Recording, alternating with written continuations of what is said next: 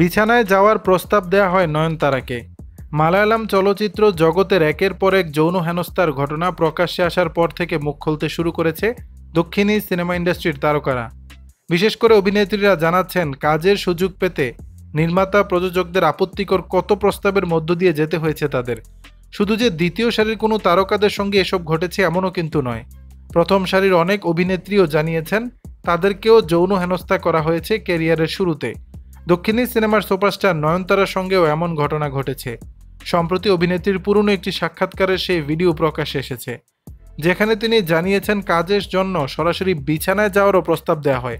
নয়নতারা বলেন, আমাকে গুরুত্বপূর্ণ চরিত্র দেওয়ার পরিবর্তে বিছানায় যাওয়ার প্রস্তাব দেওয়া হয়, তবে সাহস করে মুখের উপর সেই প্রস্তাব ফিরিয়ে দেই, কারণ আমি জানি নিজের যোগ্যতায় দক্ষিণী ফিল্ম ইন্ডাস্ট্রির প্রথম সারির অভিনেত্রী হয়ে উঠেছি। মালায়ালাম সিনেমা মানসিনাক্কারে দিয়ে চলচ্চিত্রে পা রাখেন নয়নতারা। বর্তমানে দক্ষিণী সিনেমার প্রথম সারির অভিনেত্রী তিনি। সবশেষ শাহরুখ খানের বিপরীতে জওয়ান সিনেমায় কাজ করেছেন এই অভিনেত্রী।